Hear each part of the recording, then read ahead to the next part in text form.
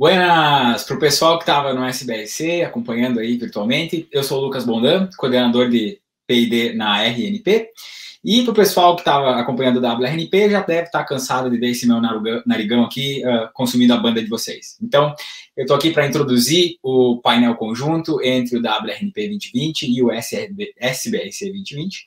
Gostaria de primeiramente agradecer aos participantes do WRNP que fizeram a parte do evento nesses 2 últimos dias e também dar as boas-vindas ao pessoal do SBRC que ainda tem todo o evento pela frente. Então, pessoal, muito obrigado. Vou convidar agora o professor da UFJF, Alex Borges, para moderar a sessão conjunta, o painel conjunto WRNP e SBRC, o impacto da pandemia na internet brasileira. Então, boa tarde, Alex. Obrigado, Lucas, pela introdução. Bem-vindos a mais essa sessão desse evento que está sendo brilhante. E nesse painel do workshop da RNP, em conjunto com a SBRC, nós vamos discutir o impacto da pandemia na internet brasileira. E nesse painel nós temos 3 convidados que vão expor suas ideias, discutir os tais impactos, e nesse sentido eu vou convidar essas pessoas para compor o nosso painel e subir no nosso palco virtual. Inicialmente eu vou chamar o Alex Moura, e o Alex Soares Moura é conhecido nosso, é mestre em sistemas de informação na linha de rede de computadores pela Universidade Federal do Estado do Rio de Janeiro, a Unirio. Ele é atualmente especialista em Science Engagement para pesquisa, desenvolvimento e inovação na RNP, e Alex faz parte de iniciativas como o Comitê Técnico de Monitoramento, o CTMON, da RNP.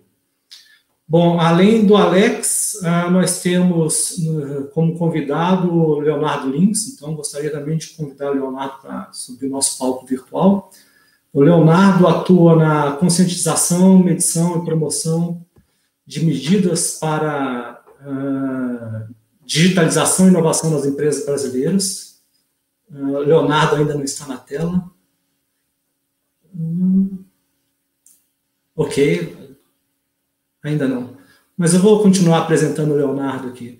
O Leonardo trabalha no CETIC-NIC-BR e é responsável por conduzir pesquisas e estudos orientados a entender e fomentar a transformação digital das empresas brasileiras. Ele possui interesse em políticas públicas para a promoção da inovação, mudança e aprendizado organizacional. Foi pesquisador do Centro Brasileiro de Análise e Planejamento, o CEBAP, e do Observatório da Inovação e Competitividade dos Estudos Avançados da Universidade de São Paulo. É doutor em Sociologia, também pela Universidade de São Paulo. É participante do podcast Talking About Organizations, referência internacional na área de gestão e organizações. Bom, seja bem-vindo, então, Leonardo. Por fim, eu convido o nosso terceiro panelista, Paulo Cusser Neto. O Paulo Neto é mestre em Tecnologia da Inteligência e Design Digital pela Pontifícia Universidade Católica de São Paulo, a PUC São Paulo, e tem MBA em Análise de Negócios e Big Data pela Fundação Getúlio Vargas, FGV, em São Paulo também. Atualmente é cientista de dados do NIC-BR em projetos de análise quantitativa de dados e realiza estudos para desenvolvimento de políticas públicas em nível nacional, além de pesquisas envolvendo ciência de dados, inteligência artificial e, mais especificamente, aprendizado de máquina. Bom, para dar continuidade, eu gostaria só de introduzir o painel. Infelizmente, eu acho que a pandemia em que vivemos impactou a vida de todos nós, de várias maneiras. Eu acho que todos que estão aqui presentes e todos nós que estamos participando do painel foram tocados direto ou indiretamente por esse vírus, e as nossas vidas se digitalizaram ainda mais, nós que somos voltados à tecnologia, e nós temos diversos exemplos de superação dessas adversidades. Até mesmo o nosso evento, né, pela primeira vez em 21 anos, está 100% digital. Acho que isso nunca aconteceu na nossa comunidade. Em tão curto espaço de tempo nós superamos isso. E a internet foi fundamental como meio facilitador dessa superação. E é nesse ambiente que os 3 panelistas vão discutir e vão expor suas ideias sobre como a pandemia impactou a internet no Brasil, principalmente. Primeiro eu vou abrir para eles apresentarem as suas ideias e depois eu passo para o público fazer esses questionamentos para que eles possam interagir com vocês. Por ordem alfabética, então, eu fiz esse critério. Eu vou passar primeiro a palavra para Alex Moura. Então, Alex, tome seu tempo aí para expor suas ideias e eu deixo com você a palavra. Obrigado, Alex. Meu xará, né? A gente teve realmente um ano bem difícil, né? Está sendo bem complicado 2020. Enfim, lá na RNP a gente acabou percebendo, né, a dificuldade que ia ser essa pandemia logo no princípio e fizemos no contexto ali do CETEMON, uma observação que, como é a área do CETEMON, verificar as métricas e acompanhar as medições da rede. Então, achamos importante verificar exatamente o que estava acontecendo durante esse período. Daí a gente iniciou um levantamento que nos permitiu verificar que, com o fechamento de uma série de instituições, por conta aí das necessidades da emergência sanitária que se instalou, e a gente acompanhou os noticiários e vimos aí vários governos tomando as decisões de fechamento, né, e também obrigados a determinar isolamento social. Vários campi universitários, institutos de pesquisa, escolas, bibliotecas, diversos tipos de aparelhos culturais foram fechados ou não poderiam mais funcionar logo no início da pandemia. E aqui eu estou trazendo um recorte que foi feito esse levantamento justamente naquele início, né, do processo da pandemia, até mais ou menos o meio do ano. E no caso do tráfego em cima da RNP, do tráfego da internet acadêmica nacional, foi possível e perceptível verificar essa redução no tráfego.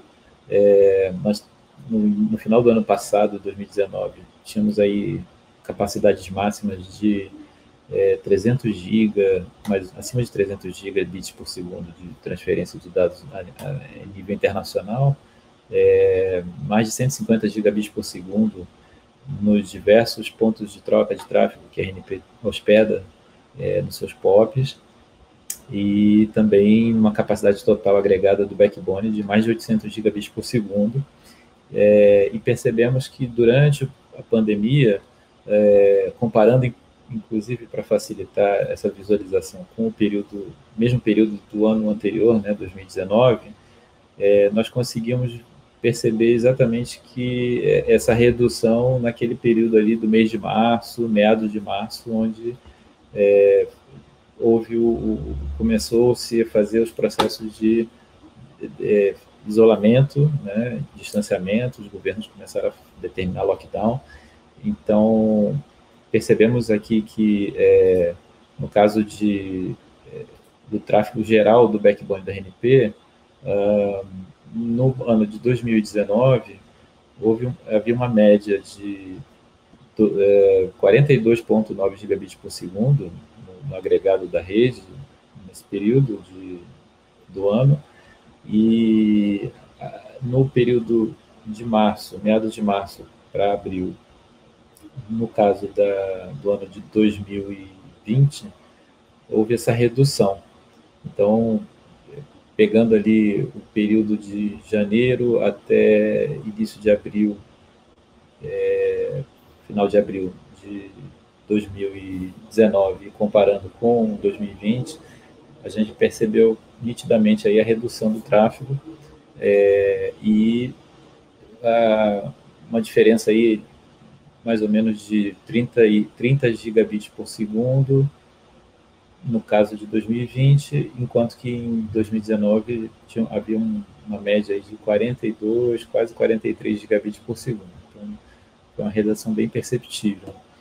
E nós pudemos notar o impacto nos serviços, né? A rede em si continuou funcionando, percebemos essa migração da matriz de tráfego mudando, né, para as pessoas trabalhando a partir das suas residências, Mas muitos serviços da RNP sofreram impacto, justamente pela alta demanda.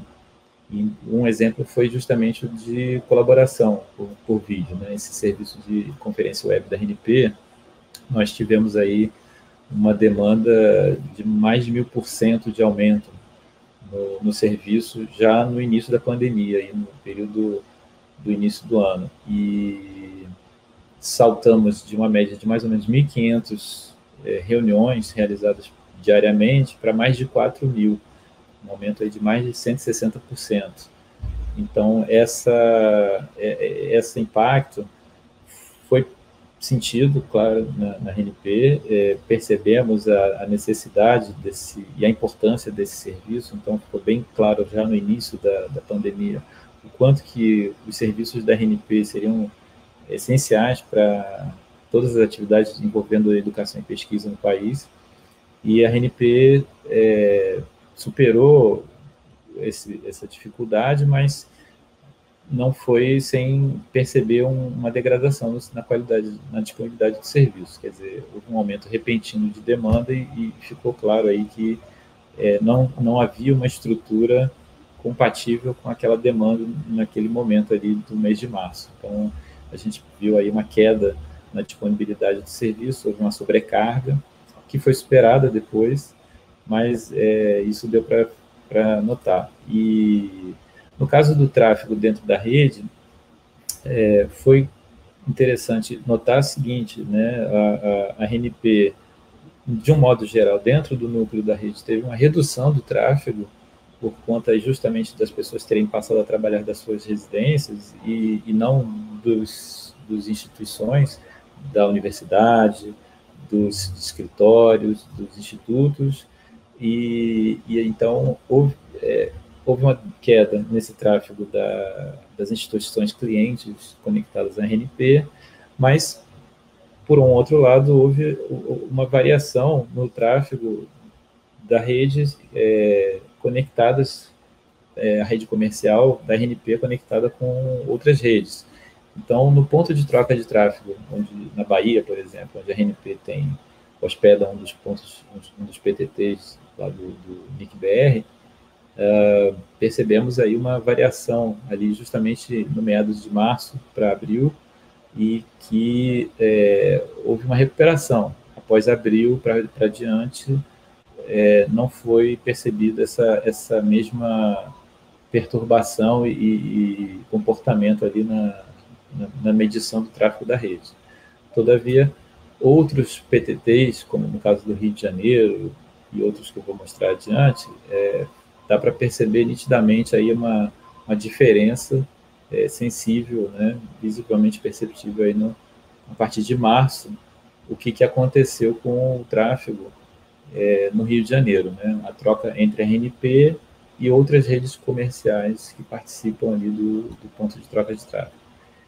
O mesmo comportamento foi possível observar em São Paulo, uma diferença que é perceptível ali na mudança do perfil da utilização da rede, né, a partir de meados de março, e também foi possível perceber uma variação no Ceará, puxei aqui um estado representante do Nordeste, mas que, assim como a Bahia, passou por um período ali de perturbação, mas que depois se recuperou e continuou em frente.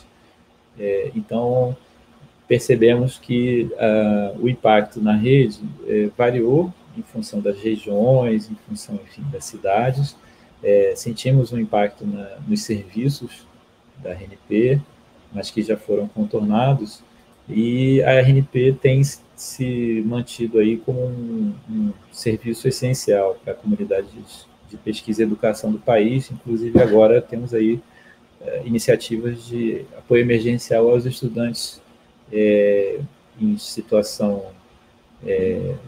de carência e para acessar recursos educacionais online, e a RNP fez aí uma parceria com o governo para oferecer acesso através de redes móveis para essa comunidade de alunos, para eles não ficarem tão impactados, né? Muitos alunos têm algumas condições melhores para estudar online, outros nem tanto, então a RNP entrou aí com um trabalho extra para ajudar a manter isso.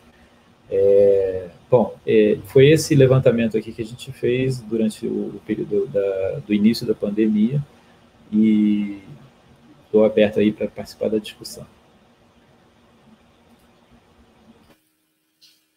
Bom, Alex, eu agradeço a sua apresentação. Já na sequência, eu vou passar a palavra ao Leonardo, então, também pelo critério de ordem alfabética. Leonardo, faça o seu tempo aí, a sua apresentação. Legal, gente. Estão me ouvindo bem? Tudo bem. Bom, então deixa eu colocar aqui a apresentação rapidinho.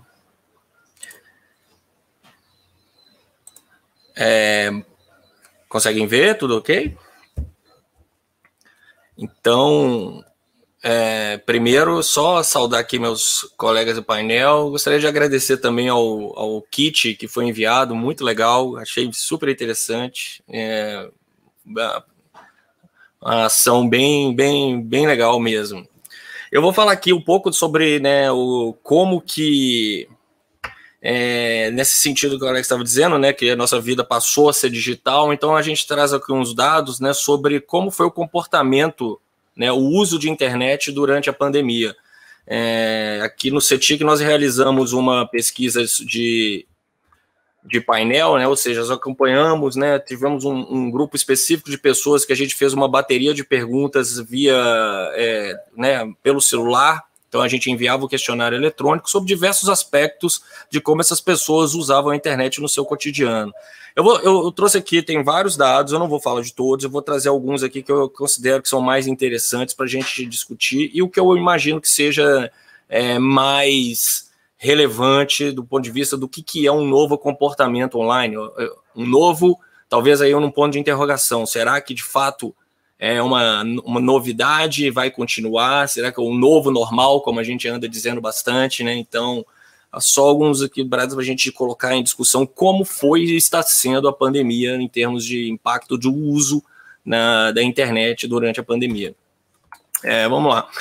Acho que aqui, indo aqui bem direto, aqui a gente pode comparar alguns dados com a nossa pesquisa tradicional, o ATIC Domicílios. Eu imagino que vocês já ouviram falar dela, uma pesquisa que visita 30 mil domicílios no Brasil.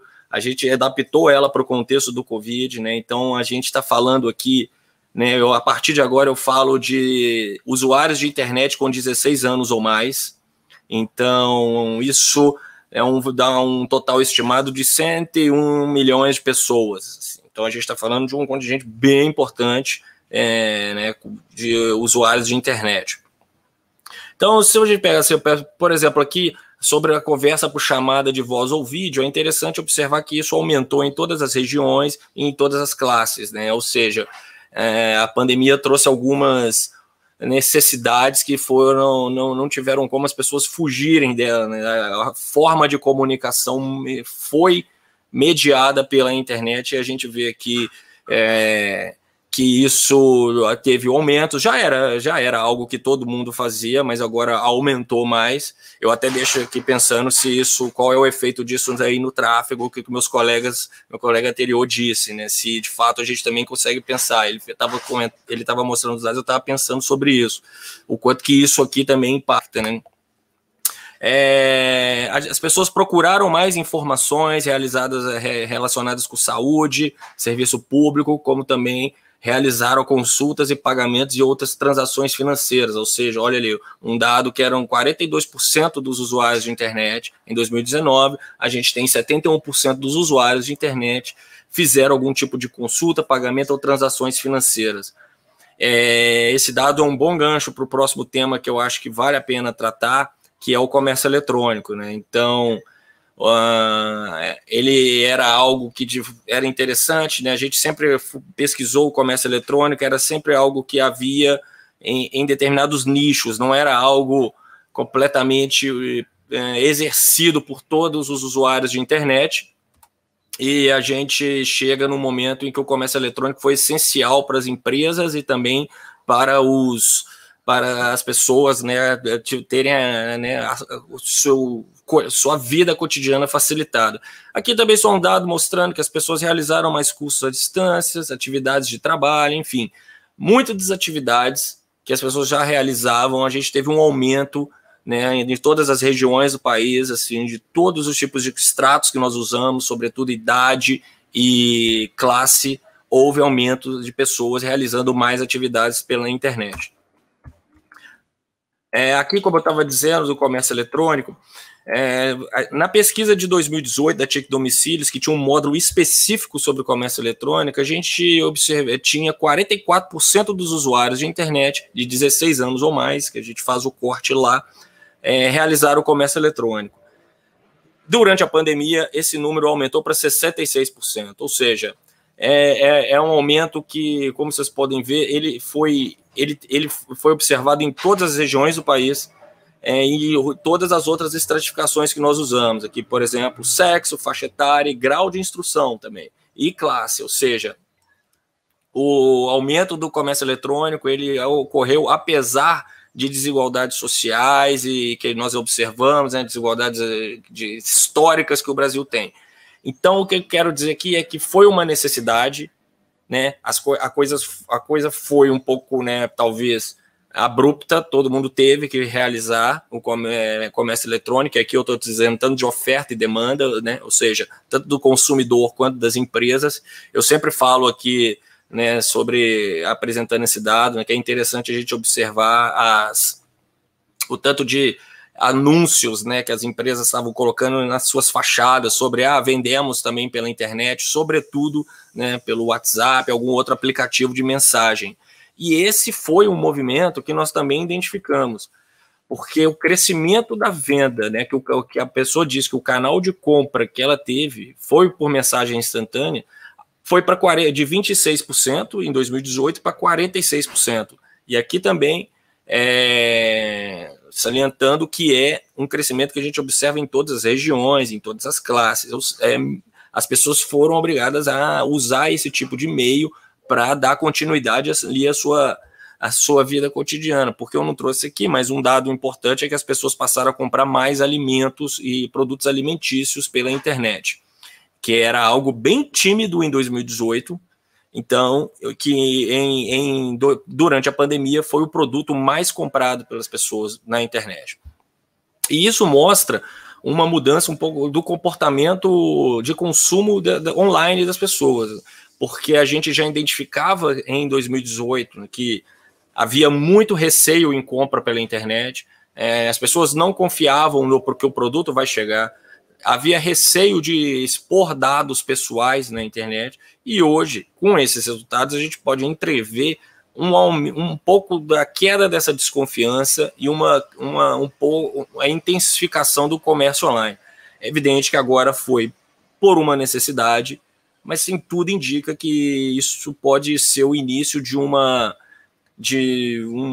cultura de consumo que pode ser decisiva para o futuro aí do país, para depois da pandemia e para as empresas, sobretudo. Os outros sites, né, sites de venda, de lojas, sites de compra, ali todos ficaram no mesmo patamar, mas aqui é importante estressar que as mensagens instantâneas, porque nesse ponto nós temos as pequenas e microempresas. Então, são empresas que tiveram que abruptamente se fecharem suas portas, né, tiveram que, como diz, dar o seu jeito ali com o que tem na mão para poder dar continuidade às suas atividades. E a gente vê que todas essas, aqui nós temos, por exemplo, mensagens instantâneas e redes sociais, foram as estratégias, né, que estiveram ali mais à mão para as pequenas e microempresas realizarem talvez ali um primeiro passo de digitalização dos seus processos, e que sites de loja, sites de compra e venda exigem um pouco mais de profissionalismo, né, um pouco mais do ponto de vista digital, e também, né, um pouco mais de qualificação para realizar essas tarefas de maneira mais eficiente. Um outro aspecto muito interessante que nós identificamos foi aqui, é esse primeiro aqui, e ele é bem o ponto de vista de quando você tem o impulso de transformar as coisas para o online, para o digital. Porque em 2019, 40% desses usuários de internet, eles buscaram algum tipo de informação de serviços públicos, né, na internet. E isso passou para 72% durante a pandemia, ou seja, a internet também foi um ponto muito importante para as pessoas terem acesso e conhecimento dos seus direitos. Então, a formatação de políticas públicas toma agora como ponto central o uso da internet. Então, muito do que as pessoas resolveram agora, vou dizer assim, do ponto de vista dos seus direitos com o setor público, foi via internet. E aqui abre-se toda uma discussão sobre como que políticas públicas vão ser formatadas para um ambiente completamente digital. Entramos em questão de acessibilidade e também de pensar aquelas pessoas que não têm acesso à internet, que tem como vão ser integradas a esse sistema, que tem várias vantagens, sobretudo a eficiência, né? Ali você resolve tudo muito mais rápido, porém, tem pessoas que estão à margem desse tipo de acesso. E para fechar aqui, só alguns dados sobre um outro aspecto muito importante durante a pandemia, que foi o teletrabalho, né? A gente tem o ensino remoto também, né? O ensino também, essas escolas foram obrigadas, como o Alex estava dizendo, né? Escolas têm diferença, eu quero deixar, a gente pesquisou também sobre o ensino remoto, os dados estão disponíveis, há diferenças muito importantes sobre o acesso de escolas privadas e escolas públicas, o que elas são capazes de oferecer do ponto de vista de ensino para os alunos, usando a internet como meio. Mas aqui é sobre trabalho, então 38% desses usuários de internet, né, que eu estou falando desse núcleo, trabalharam remotamente, e mais de 80% desses disseram que foi por causa da pandemia. Então, o que a gente consegue observar é que a transição para o teletrabalho, né, para o trabalho remoto, não foi algo planejado, tal qual o comércio eletrônico eu estava dizendo, foi algo também abrupto. As empresas tiveram que, né, mandar as pessoas para casa de um dia para o outro, praticamente. Então, não foi um processo que tomou os determinados cuidados necessários, mas e também é um tipo de corte, é importante mostrar assim, muito específico da população brasileira. Então, desse pessoal que fez teletrabalho durante a pandemia, 65% tem ensino superior e 59% de classe A, B. A gente está falando de um contingente muito específico, qualificado da população brasileira. Mas é importante ver, é interessante observar aqui quando a gente vê como essas pessoas realizaram o teletrabalho. E eu chamo a atenção para aquele aspecto abrupto que eu estava dizendo, porque, por exemplo, a gente perguntou para as pessoas se elas receberam equipamentos das empresas que elas trabalham, 35% disseram que sim. Apoio financeiro para custeio da internet, 16% disseram que sim. Algo extremamente importante, que é a preocupação com segurança digital, com a informação da empresa, com como a empresa está tratando esse tipo de quase de sigilo que é importante ter quando está tratando com seus dados, sobretudo. 20% das pessoas disseram que as empresas forneceram esse tipo de apoio. O apoio ficou mais ali para o acesso remoto, a pastas, a software e suporte técnico. Assim, todo um aspecto que a gente vai ter que começar a discutir quando falando de teletrabalho, que é realmente o apoio, né, e a extensão da casa da pessoa também há de ter o apoio das empresas para que esse teletrabalho seja tanto eficiente também como melhor, né, saudável para todo mundo. Então, tem mais dados, esse aqui eu acho que é só um aspecto do que eu imagino, foi muito interessante do ponto de vista de diferenças e de mudanças. Então, aqui a gente está aqui para discutir mais e aí, desculpa, e aí está aqui aberto para a gente debater. Obrigado, gente.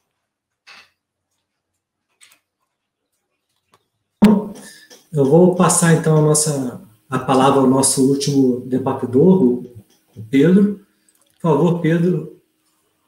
Desculpa, Paulo, é outro apóstolo. Tudo bem. Pedro, meu pai, desculpa. Não, tudo bem, fica tranquilo. Eu não posso errar. Eu vou compartilhar minha tela aqui.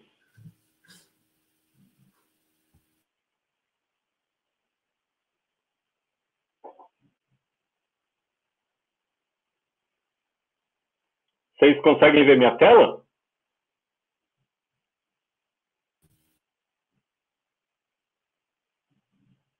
Estão conseguindo enxergar minha tela? Desculpa. Tá ótimo, Paulo. Ok, então eu vou compartilhar aqui e vou começar. Bom, então, assim, em primeiro lugar, eu queria agradecer a todos que estão nos assistindo aí, esse horário já e essas palestras interessantes que já ocorreram ao longo do dia no evento. Queria agradecer a você, o moderador Alex, e também ao Leonardo e o Alex também, os panelistas que estão aqui conosco.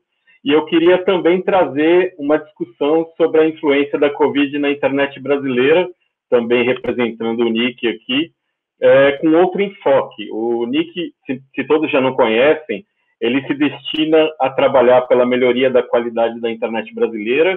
Ela é uma entidade da sociedade civil sem fins lucrativos, que vive do registro de domínios.br e tenta devolver para a sociedade, em termos de pesquisa, publicação de indicadores e os centros de pesquisa em diversas ações, algumas delas como os pontos de troca de tráfego e a área de medição de qualidade de internet, que é onde eu trabalho, né? Eu vou passar aqui. Devido ao tempo, eu vou trazer alguns recortes e vou tentar não me estender muito para não estourar o tempo aqui, mas eu vou deixar algumas referências para vocês acompanharem depois um pouco do nosso trabalho. Então, assim, quando a gente fala de qualidade de internet, quando a gente fala das ações do NIC, a gente tem alguns medidores que se destinam, inclusive, a entender a qualidade da banda larga no Brasil por meio de diversos tipos de medidor, seja aplicativos para sistemas móveis, seja via web, seja via roteador, seja via algum tipo de software para o computador que é instalado e periodicamente reportam algumas métricas lá para o sistema do NIC, que depois a gente coleta, anonimiza, analisa e publica para que outras instâncias consigam se debruçar para atuar em políticas públicas assertivas baseadas em dados empíricos. Então, aqui as métricas que eu estou trazendo. Que tipos de métricas são essas? A banda, a velocidade de download, upload, a latência, a perda de pacote, jitter, disponibilidade de dizer se o dispositivo estava ou não ativo, se a internet naquele momento caiu ou não, BCP38, que trata de segurança, métricas temporais, para a gente conseguir ter uma análise no ano, no mês, no dia, e mesmo no horário do dia, depois eu vou passar um pouco para vocês. A questão do recorte geográfico, a gente consegue chegar até o setor censitário, distrito, que é uma subdivisão do município, o município e o estado e a região. E as métricas de contexto, por exemplo, os sistemas autônomos, a numeração deles, para a gente poder entender um pouco sobre a questão dos provedores, o caminho de internet que está ocorrendo e a tecnologia de acesso. Essas são algumas das muitas métricas que a gente coleta e depois exporta isso para a sociedade em indicadores e pesquisas. O que a gente já consegue fazer hoje? Aqui do lado direito, vocês estão enxergando o mapa do Brasil, e é um mapa onde hoje os nossos medidores já atingem nos municípios. Tudo que está em laranja é onde a gente ainda não tem medições, mas em azul é onde a gente já tem medições. E o que isso quer dizer? No ano de 2020, até o 1º de dezembro, são mais de 23 milhões de medições únicas, são 5.323 municípios, aproximadamente 95% dos municípios brasileiros, e o número de AS, que não é igual ao número de provedores, é lógico, dentro de AS tem universidades, tem órgãos governamentais, etc., mas a gente consegue chegar a 7.525, o que é um número bastante expressivo, tendo que a gente tem em torno de 8.500, segundo algumas contagens. Então, isso é um pouco da representatividade hoje do que a gente consegue coletar com os medidores que a gente desenvolve lá dentro do NIC.br. E, a partir disso, acho que o tema do painel é qual a influência da Covid na qualidade da internet. Então, a gente exportou vários relatórios, o principal deles, o primeiro que se destinou a entender desde o final de janeiro até começo de abril, e acho que eu deixo o link aqui embaixo para vocês depois darem uma olhada. É um relatório bem extenso, com diversos recortes, onde a gente tenta entender a qualidade no nível Brasil, nos estados, por porte de provedor, em alguns recortes regionais, capitais interior, por exemplo, e outros diversos recortes, e aí com gráficos, com texto, para a gente entender um pouco o que aconteceu nesse período tão crítico da internet brasileira e, lógico, nas questões que a gente viveu, nas dinâmicas do dia a dia de vida e de saúde, né, que a gente ainda está enfrentando, né. Eu trouxe aqui, então, 2 gráficos, para não me estender muito. O primeiro deles é olhando para o agregado do ponto de troca de tráfego de São Paulo, e a gente está olhando ali no período do início ali da quarentena, do começo de março, 1º de março, até 11 de maio, e aí, não está errado, ali a mediana em terabits por segundo, e aí o que aconteceu nesse período, e a gente pode dar uma olhada ali, em 15, mais ou menos, de março, começaram as medidas de distanciamento social. É lógico que cada estado tomou as suas medidas em tempos diferentes, mas a gente pode precisar, mais ou menos, que no meio de março, a gente já tinha algumas medidas sendo tomadas, e ali, por volta do dia 25/3, algumas empresas de streaming, como Netflix, Globo, outras empresas que se destinam a divulgar conteúdo, especialmente em vídeo, elas atuaram entendendo o que estava acontecendo na Europa e em outros países e diminuíram a qualidade do streaming. E aí, nesse gráfico, no eixo X, vocês conseguem ver o período de tempo e aí poder entender um pouco mais ali de como se deu esse comportamento da internet brasileira nesse período tão crítico. Dá para perceber as variações e dá para perceber o comportamento.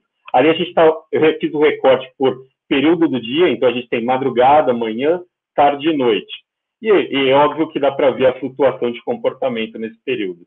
A amostra, nesse caso, foi coletada a cada 5 minutos, compondo, neste caso, 20.737 pontos amostrados, no período que eu já indiquei aqui. O segundo gráfico, e acho que é o segundo gráfico que eu consigo trazer para não estourar o tempo, é um gráfico que olha para os medidores NIC-BR, da família CIMET, e aí a gente olha para a última milha. O que aconteceu da mesma forma como o agregado do X, mas a gente tem uma amostra um pouco maior, de 1,5 milhão de medições, no período de 1º de março a 15 de maio, e aí a gente consegue ter uma representatividade de 4.800 municípios, aproximadamente 87%. E aí, de novo, a gente está olhando, na parte de baixo, desculpa, a gente está olhando para a região do país, e depois a mediana é aqui em megabits por segundo. E aí a gente percebe ali, de novo, os recortes de distanciamento social e da redução da qualidade de streaming, e dá para perceber, sim, que a gente enfrentou um período um pouco mais turbulento, mas que, de fato, a internet se mostrou resiliente e a gente conseguiu passar por esse período brevemente, depois a gente retomou uma normalidade do comportamento de tráfego que a gente pode observar aqui. Desculpa, eu acho que eu não queria me estender muito, eu deixo aqui o meu contato, se vocês quiserem conhecer um pouco mais do nosso trabalho e tudo que a gente faz lá dentro, a gente pode depois passar relatórios mais detalhados e aí fico aberto a perguntas. Acho que é isso. Eu estava anotado. Agradeço imensamente a participação dos 3 apresentadores. Agora, acho que estão todos me ouvindo bem. Então, o Alex Moura, o Leonardo e o Paulo. E eu vou deixar, então, o chat aberto às perguntas. Então, acho que a participação de todos é importante e vocês podem fazer suas perguntas via chat, que elas vão ser repassadas aos participantes do painel, e aí eu leio as perguntas e eles podem interagir com vocês. Eu acho que esse é o mecanismo mais apropriado no momento. Temos perguntas ou eu vou me dirigir à primeira pergunta minha? Bom, enquanto não chega perguntas, eu tenho uma pergunta. Eu vou direcionar mais ou menos na ordem. Eu tenho uma discussão bem voltada aos 3, assim, Alex, ao Paulo e ao Leonardo, quem quiser tomar as rédeas das perguntas. Eu acho que tem um comportamento meio diferente entre o que é comercial e o que é acadêmico, porque aparentemente o que é acadêmico diminuiu a demanda, o que é comercial aumentou a demanda, mas o que é igual aos dois é que a qualidade foi muito requisitada, né? Então, por serviços, principalmente de vídeo.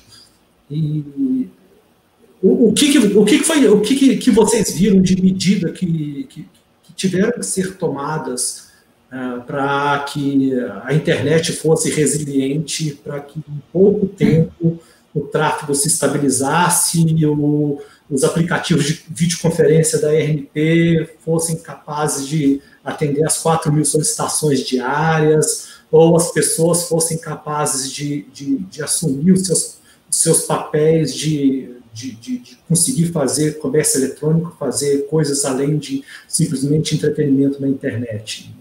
E aí eu passo a palavra a quem quiser comentar esse início de discussão. Eu posso começar. Eu acho que, assim, no caso da RNP, foi uma grande adaptação, né? As pessoas se mostraram bastante flexíveis e bem capazes de se adequar a esse novo formato de trabalho. Felizmente, na RNP, muitas pessoas, principalmente da área técnica, já trabalhavam remotamente e na própria organização a gente já tinha também alguma coisa de home office implementado, e isso eu acho que já deu uma prévia, né, de como seria esse trabalho de casa para algumas pessoas, o que facilitou bastante essa adaptação.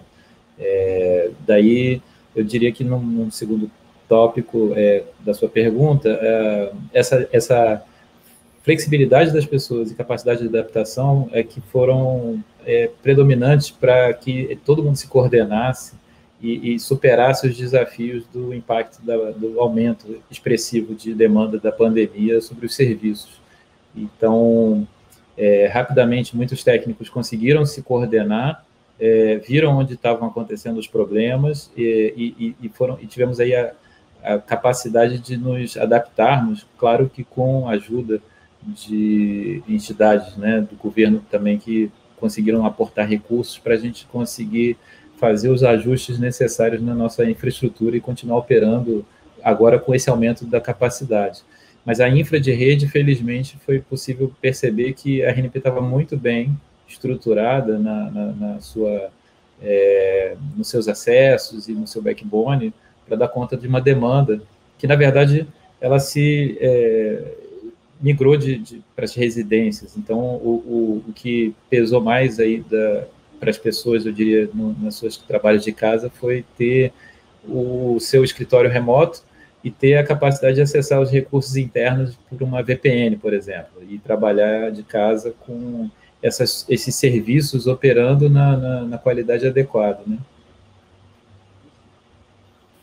Alguém mais comentar? Paulo, Leonardo? Eu tenho um comentário sobre um pouco relacionado sobre a causa disso que a gente está falando um pouco, porque na nossa pesquisa a gente identificou que 58% dos usuários de internet disseram que passaram a usar a internet na televisão. Então, você já imagina o que é esse tipo de uso, né? Isso é serviço de streaming, então isso leva, né? Alex, Paulo sabe disso muito mais do que eu, né? Sobre o tipo de demanda que isso traz na rede. E esse dado, em 2019, era apenas 30% dos usuários. Então, 40%. Então, esse uso teve um aumento aí de 18 pontos percentuais. As pessoas estão passando, né, essa forma de, vamos dizer, lazer, enfim. Também é um hábito de consumo da internet que vem mudando e que com a pandemia aumentou bastante. Eu tenho um comentário breve também. Acho que na análise eu trouxe um pouco sobre essas empresas globais de conteúdo. Elas já estavam observando a mudança de comportamento em outros países.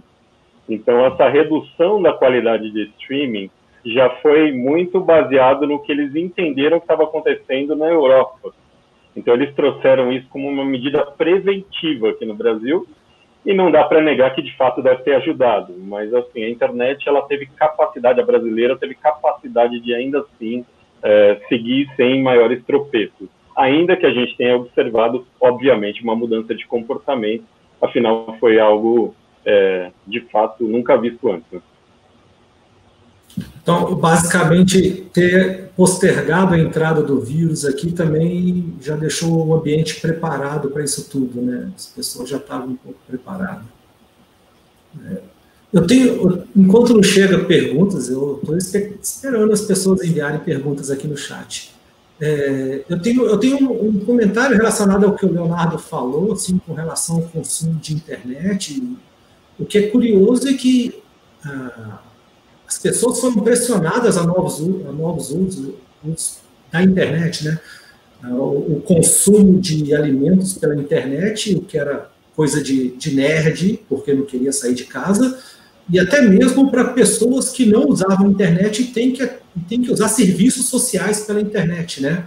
O cartão social do governo para pegar a ajuda social do governo só era possível através da internet. E teve um problema social no início, porque o governo, ou a Caixa, ou a própria pessoa não tinha acesso à internet. E isso levanta pelo menos uma luz amarela para que a gente tenha que fazer algumas medidas para o futuro. Eu não sei se medidas como a da RNP de ajudar a ter acesso à internet aos estudantes, ou quem não tem acesso à internet, ou educação mesmo. Se vocês quiserem comentar também, nesse sentido de novos consumos da internet. Quer falar, Leonardo? Eu acho que você foi provocado a falar, eu falo depois. Não, Paulo, por favor, depois de você, vai lá. Então, assim, a gente tem trabalhado em algumas ações lá no NIC também para o mapeamento da conexão nas escolas. Então, a gente tem um grande projeto em parceria com o Ministério da Educação, que começou lá no final de 2018, que ele se destina a entender a qualidade da conectividade nas escolas. A gente já tem site que publica os dados.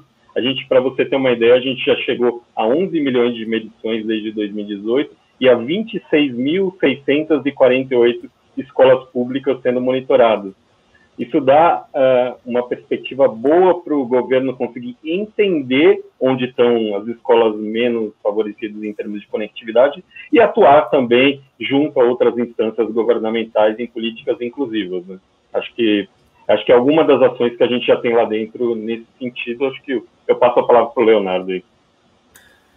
Um pouco no que Alex disse, eu acho que a gente pode sintetizar, talvez que isso seja esse novo normal que a gente anda tanto dizendo, né? Assim, é porque eu acho que tanto do ponto de vista dos serviços públicos oferecidos pela internet, como também das empresas que passaram a realizar comércio eletrônico, quando você coloca esse tipo de relação mediada pela internet, as pessoas vão exigir agilidade, vão exigir também um pouco de customização. Então, acho que o desafio vai ficar muito nisso, assim, como que a gente vai conseguir entregar esses serviços porque são mais eficientes via internet e de forma cada vez melhor. Voltando, sobretudo, no mais essencial, que é esses de serviços públicos, é aquilo que a gente estava dizendo, conexões diferenciadas, como o Paulo colocou, internet entrando como um grande agora fator de desigualdade, né? Pessoas que têm acesso do que não têm, conexões que facilitam uma melhor experiência de ensino e aprendizagem do que outras que não, a posse de dispositivos que ajudam. Então isso agora tudo vai entrar nas discussões. Uma política pública ou a própria ação de uma empresa tem que ter esse tipo de visão macro do uso da internet ali, né, na ordem do dia, eu diria.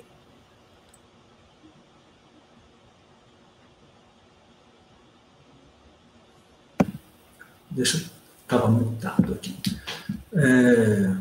Bom, mais uma pergunta técnica minha, assim, eu fiquei realmente impressionado com o mapa de medições que o Paulo apresentou, assim, os pontos de não medição, para mim, no meio do Rio Amazonas e na Lagoa dos Patos, talvez, e eu acho que aqueles pontos de medições estão em todo o país. Assim.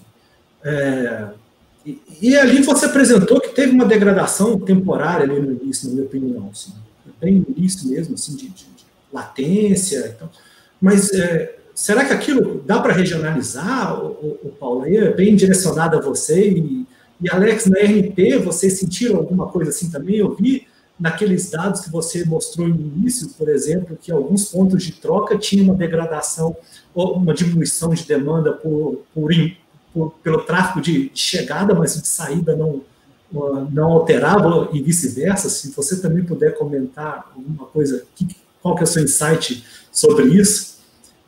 No Nordeste, eu acho que pode ser por causa da saída internacional, não sei.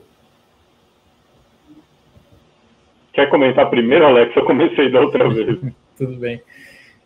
Isso aí chamou a atenção da gente quando a gente começou o levantamento e depois de uma consulta, né, ao pessoal técnico que opera os POPs, veio uma resposta mais esclarecedora.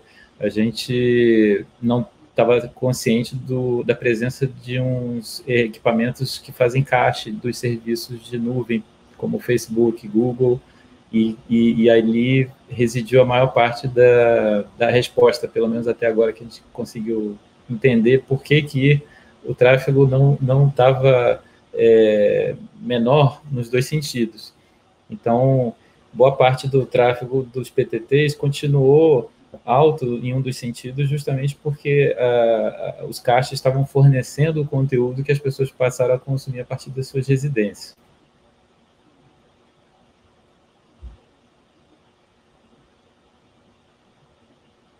O Paulo caiu bem na hora que ele ia falar. Eu acho que ele deve ter fechado a janela. Apertado o botão errado.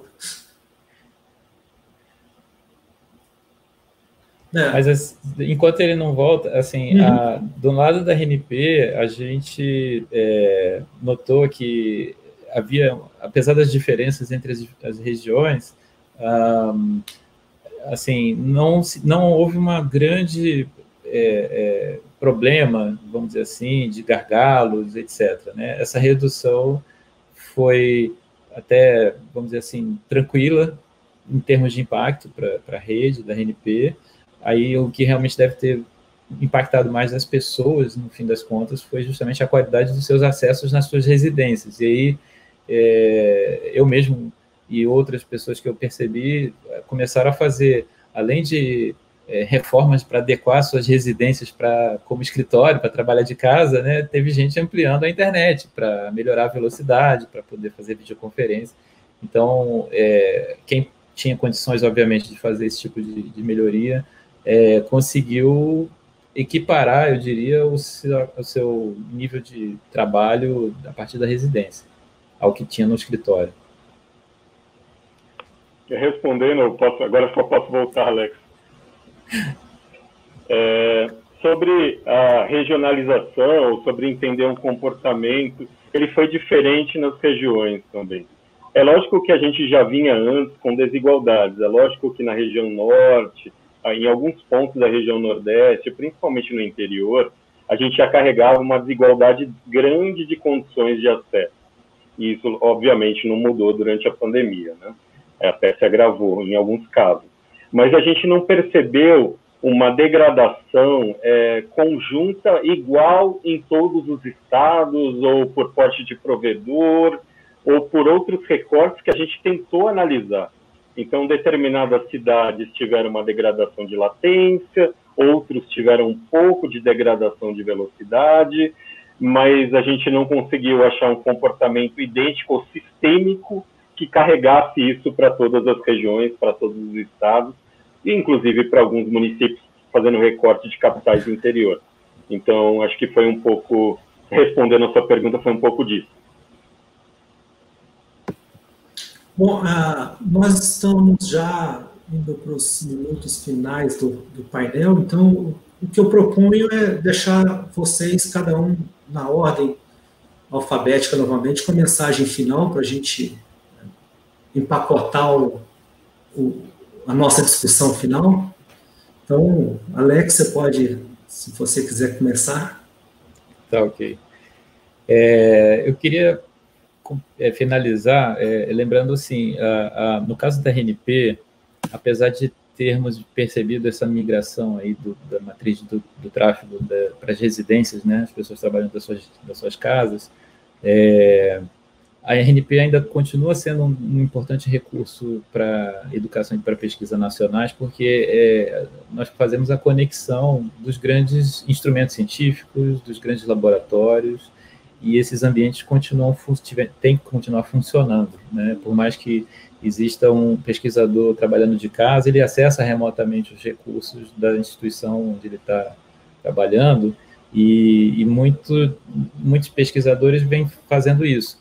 Então, a rede acadêmica se tornou ainda mais importante porque ela continua oferecendo o acesso de qualidade que é necessário para pesquisas, e muitas vezes a gente está falando aí de grandes volumes de troca de tráfego, movimentações de terabytes, petabytes de informações que são geradas nas pesquisas na área de física, astronomia, biologia, bioquímica, etc. Então, é importantíssimo continuar com a rede operando com alta qualidade nesse momento aí de crise, para que as pesquisas, inclusive da busca de uma cura da Covid, seja possível, através daí do acesso ao sistema de supercomputadores que tem espalhados no país e no mundo.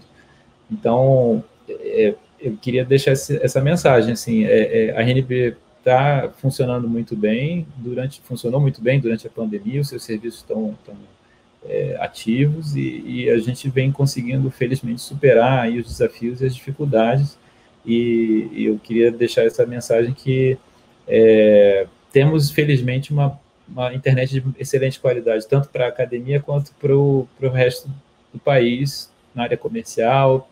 Então, as pessoas, felizmente, estão conseguindo fazer uso aí do comércio eletrônico e viver nessa questão aí do isolamento. Leonardo? Bom, agradecer mais uma vez, muito interessante a discussão. Eu só deixar aqui que esses resultados estão todos disponíveis no site do CETIC, cetic.br, convidar as pessoas a conhecer nossos relatórios, e estamos abertos a críticas e felicitações também. Então, só conheça o nosso site, os dados são disponíveis, está tudo lá, e qualquer dúvida é só entrar em contato que a gente tenta resolver. É isso, gente. Paulo, fica à vontade também de fazer suas considerações.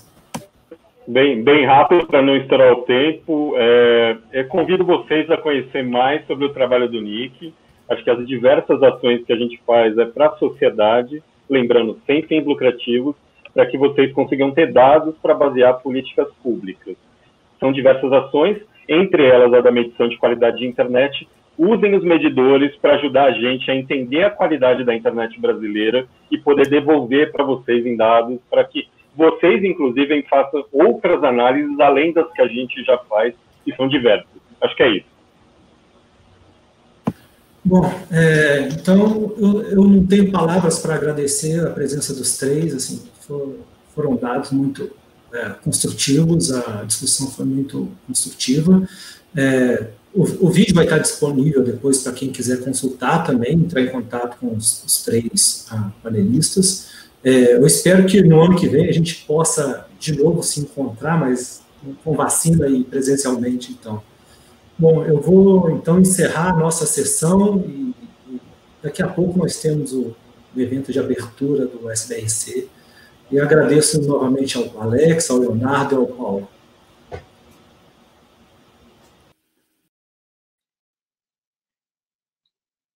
Oi, pessoal, estou de volta. Gostaria de agradecer aos Alexes, ao Alex Moura e ao Alex Vieira. Muito obrigado também ao Paulo e ao Leonardo pelas apresentações. Esse painel conjunto foi muito bacana. É bom saber que, por mais que a pandemia ainda esteja acontecendo, nós temos iniciativas de pesquisa que estão tentando tirar o melhor dela, né? Pessoal, com isso, nós encerramos o nosso painel conjunto. O WRNP 2020 vai se encerrando oficialmente. E em seguida, vocês vão ter também a cerimônia de abertura do SBRC 2020.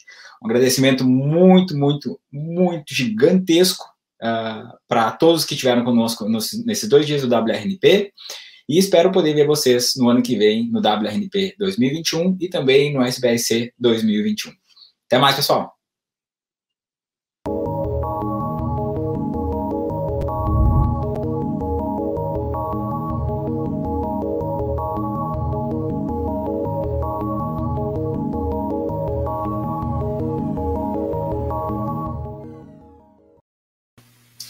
Boa noite, sejam todos muito bem-vindos à abertura oficial da 38ª edição do Simpósio Brasileiro de Redes de Computadores e Sistemas Distribuídos. Muito prazer, eu sou a Vanessa Pena, jornalista e mestre de cerimônias, e estarei com vocês aqui na abertura desse nosso grande evento. Por causa da pandemia de Covid-19, como todos sabem, nós adaptamos as nossas condições, realizando a 38ª edição do simpósio de forma online, de 7 a 10 de dezembro. Sendo assim, reconhecemos os esforços de todos os envolvidos. Assistiremos agora ao vídeo da cidade maravilhosa, o Rio de Janeiro, cidade escolhida como organizadora do SBRC 2020.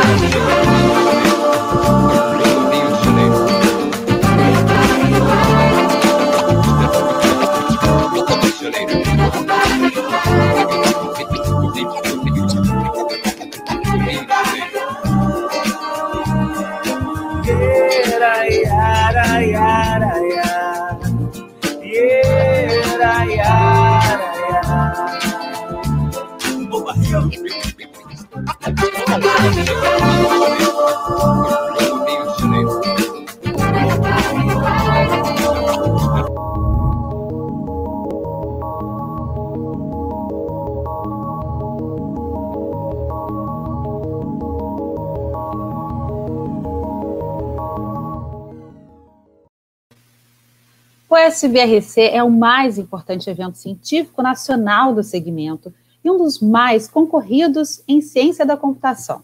Realizado pela Sociedade Brasileira de Computação, SBC, e pelo Laboratório de Redes de Computadores, LARC, esta edição é organizada pelo Departamento de Engenharia Eletrônica e de Computação da Escola Politécnica, pelo Programa de Engenharia Elétrica da COP, da Universidade Federal do Rio de Janeiro, e pelo Instituto de Computação da Universidade Federal Fluminense, UF.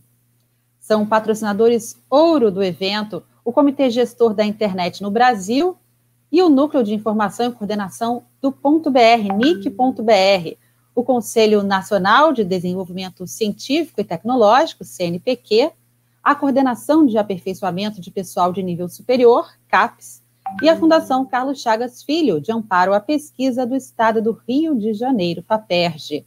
Já os patrocinadores prata são a Globo e a Globo.com, e o patrocinador bronze, a Google.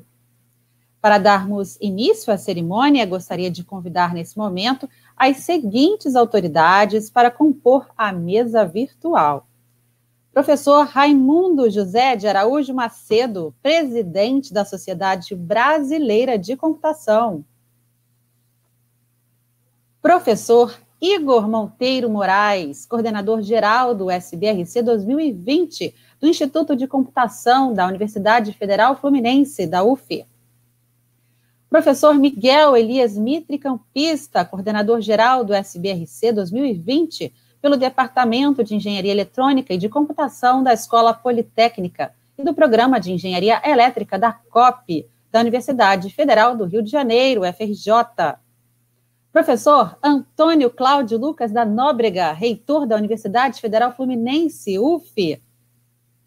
Professor Carlos Frederico Leão Rocha, vice-reitor da Universidade Federal do Rio de Janeiro, FRJ. Professora Annelise Munareto, coordenadora do Comitê de Programa do SBRC 2020. Professor Marcelo Gonçalves Ubstein, coordenador do Comitê do Programa do SBRC 2020.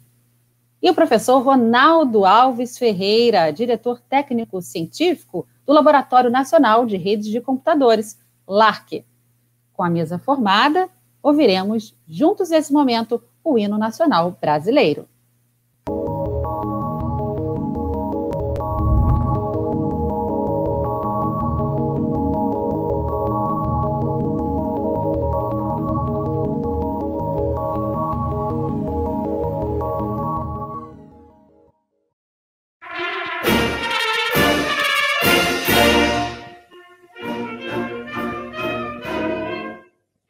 Música